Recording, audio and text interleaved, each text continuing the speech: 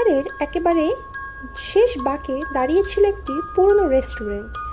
চারপাশে ঘন কুয়াশা আর বাতাসে এমন এক অস্বস্তি যেন জায়গাটা কারো দৃষ্টির বাইরে থাকতে চায়। রাত নামলেই জায়গাটা আরো নীরব হয়ে ওঠে, এমন নীরবতা যেখানে নিজের হৃদস্পন্দনও অচেনা লাগে। এক ঝড় বৃষ্টির রাতে সেখানে এসে থামলো একটি গাড়ি। ভেতরে ছিল 7 জন ভ্রমণকারী। তাদের নাম Elias, Sophia, Kieran, Miranda, Julian, Eva, Nathan. গাড়ির ইঞ্জিন হঠাৎ বন্ধ হয়ে গিয়েছিল। স্টার্ট নেওয়ার আর কোনো উপায় ছিল না। দূরে আলো দেখা গেল একমাত্র সেই রেস্টুরেন্টে। তারা বাধ্য হয়ে সেখানে প্রবেশ করল। দরজা খোলার সাথে সাথে একটি ঠান্ডা বাতাস ভেতর থেকে বেরিয়ে এলো, যেন কেউ বহু বছর ধরে নিঃশ্বাস আটকে রেখেছিল। ভেতরে ঢুকতেই দেখা গেল একটি অদ্ভুত পরিবেশ। টেবিলগুলো পরিষ্কার, কিন্তু ধুলোর কোনো চিহ্ন নেই। লাইটগুলো জ্বলছে, কিন্তু আলো যেন ছাড়তে পারছে না। আর সবচেয়ে অস্বাভাবিক বিষয়, কোনো শব্দ নেই। একেবারে নিস্তব্ধ জায়গাটা।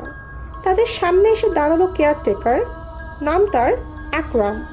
তার পাশে ছিল তার স্ত্রী নাহিদা আর 2 সন্তান, এক ছেলে ও এক মেয়ে। তারা দাঁড়িয়েছিল একেবারে নিশ্চলভাবে, যেন কারো নির্দেশ ছাড়া নড়তে পারছে না। ছেলেটা একবারও চোখ সরায়নি। মেয়েটা একই হাসি ধরে রেখেছে, কিন্তু চোখে কোনো অনুভূতি নেই। আকরাম ধীরে বলল, এখানে রাত কাটাতে চাইলে কিছু নিয়ম মানতে হবে।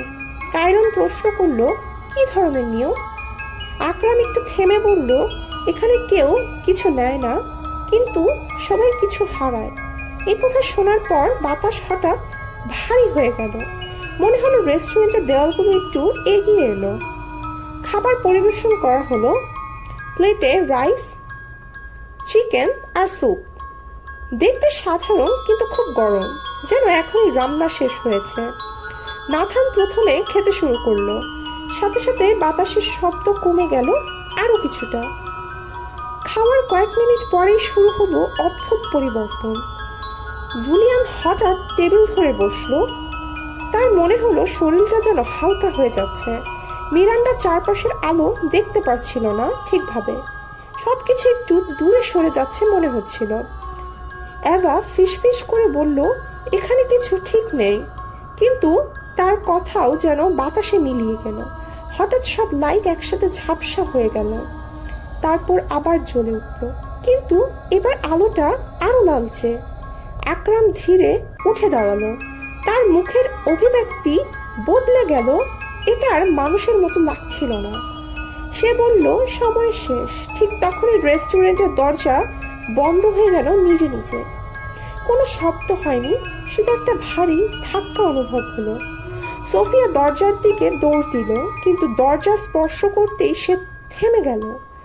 তার হাত দরজার সাথে আটকে গেল না, বরং দরজার ভেতরে যেন মিশে যাচ্ছিল। সে আতঙ্কে চিৎকার করলো, কিন্তু শব্দ বের হলো না। রেস্টুরেন্টের দেয়ালগুলো ধীরে ধীরে নড়তে শুরু করলো। মনে হচ্ছিল পুরো ভবনটা শ্বাস নিচ্ছে, ভেতরের বাতাস টানছে আর কিছু রেখে দিচ্ছে না।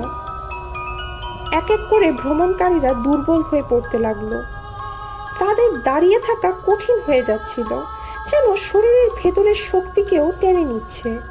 ইলিয়াস শেষবার কাপা কণ্ঠে বলে উঠল, তোমরা আসলে কি?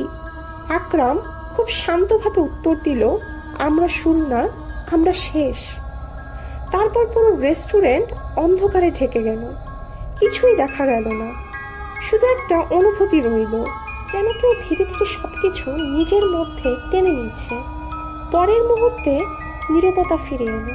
7 জন ভ্রমণকারীর আর কোনো চিহ্ন রইল না, শুধু টেবিলগুলো আবার আগের মতো পরিষ্কার। পরদিন সকালে আরেকটি গাড়ি এসে থামলো। 4 জন নতুন ভ্রমণকারী নামলো।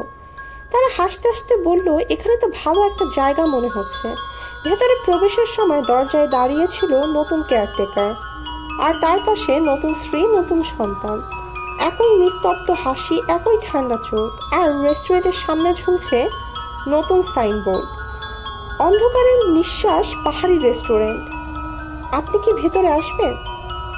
পৃথিবীতে এমন অনেক মানুষ আছে যারা পৃথিবীর কিছু অদ্ভুত প্রশ্ন এবং রহস্যের বেড়াজালে আটকিয়ে থাকে, না সেই বেড়াজালের কোনো উত্তর পায় আর না কোনো সমাধান, তবে প্রশ্ন থেকে যায়।